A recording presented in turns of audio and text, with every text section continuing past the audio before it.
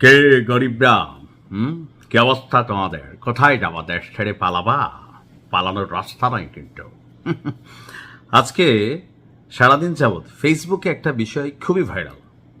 আমাদের অন্তর্বর্তী সরকারের খুবই বিতর্কিত একজন উপদেষ্টা, অর্থাৎ আওয়ামী লীগ সরকারের সময় বলা হয়ে থাকে তিনি আপনার সরকারের সাথে লিয়াজু রেখে অনেক সুযোগ সুবিধা নিয়েছিলেন।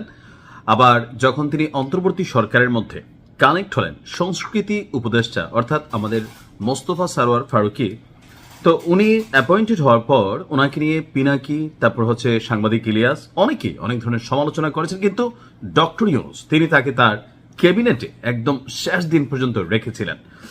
তো সেই মোস্তফা সরোয়ার ফারুকী তিনি কি দেশে আছেন নাকি বিদেশে আছেন? এখন এই যে বিদেশে আছেন, তিনি কি দেশ ছেড়ে পালিয়ে গেলেন নাকি আসলে অন্য কোনো কাজে গেছেন? ইতিমধ্যে আপনারা জানেন বাংলা চলচ্চিত্রের এক সময়ের খুবই হিট নায়িকা অরুণা বিশ্বাস, তিনি একটা ভিডিও করেছেন যে আমাদের সরকারের সাবেক উপদেষ্টা মোস্তফা সরোয়ার ফারুকী তিনি সপরিবারে স্ত্রী সন্তান নিয়ে, অর্থাৎ তিশাকে নিয়ে, তার বাচ্চাকে নিয়ে অস্ট্রেলিয়াতে পালিয়ে গেছেন।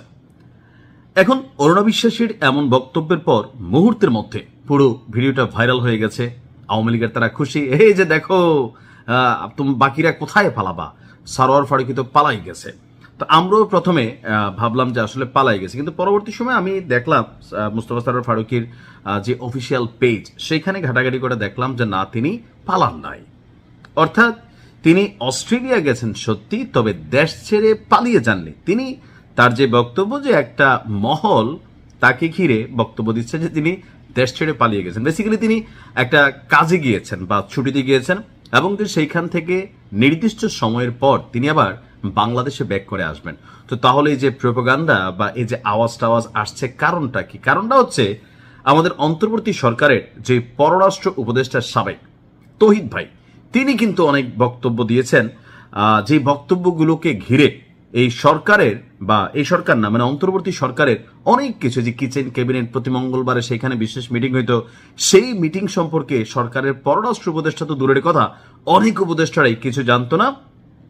ডক্টর ইউনূস কার সাথে আলোচনা করিয়া বড় বড় যেই সিদ্ধান্তগুলো আছে সেগুলো নিতেন, অনেক কিছু নাকি স্পষ্ট না, এবং এই ঘটনায় তিনি মার্কিনী সাম্রাজ্যবাদীকে অনেক ক্ষেত্রে বক্তব্য দিয়েছেন, এবং কি বলেছেন যে অনেকেই এই সরকার ক্ষমতা ছাড়ার আগে যে অনেক উপদেষ্টারা তারা তাদের রেড যে পাসপোর্ট আছে, লাল পাসপোর্ট, এটা নিয়ে লাড়াচাড়া করতেছে, অনেকেই দেশ ছেড়ে চলে যাবেন, এরকম কিন্তু একটা গুঞ্জন এই তৌহিদ সাহেব তিনি কিন্তু মার্কেটে নিয়ে আসছিলেন। এরপরে জাতির মধ্যে তো একটা চিন্তা আসছে, কখন যে কে পালিয়ে যায়, আবার পালানো যাবে না, এরকম কিন্তু অনেক আওয়াজ টাওয়াজ আসছে। এনসিপির পোলাপাইন দেখছি গরম করে ফেলছে মাঠ, যে কেউ যেন দেশ ছেড়ে পালাইতে না পারে। তো এর মধ্যে দুই একজন উপদেষ্টা তারা আবার চলে গেছেন, সরকারের বড় বড় পদে থাকা যারা অন্তর্বর্তী সরকারকে লিড করেছেন তারা অনেকে দেশ ছেড়ে গিয়েছেন।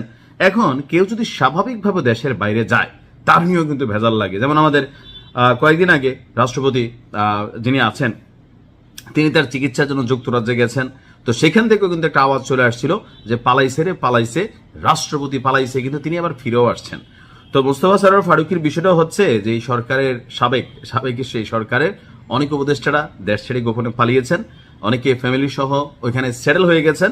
তো এখন যারা এমনিতে ঘুরতে যায় তো মনে করে যে আসলে পালাই গেছে, বাট আমি বিশ্বাস করি বা আমি বুঝি এই বিএনপি সরকার থাকাকালীন বা জামাতও যদি সরকার গঠন করে, এই উপদেষ্টারা আসলে কেউ দেশ ছেড়ে পালাবে না, তাদের জন্য কোনো ধরনের ঝামেলা নেই। তবে প্রশ্ন হচ্ছে কখনো আওয়ামী লীগ আসলে, এটা বাংলাদেশের চিরাচরিত রাজনৈতিক নিয়ম, যেহেতু এবার ইতিহাসে একটা ভিন্ন রকম ঘটনা ঘটেছে, সো ইন ফিউচার হয়তো এগুলো নিয়ে অনেক নাড়াচাড়া হবে।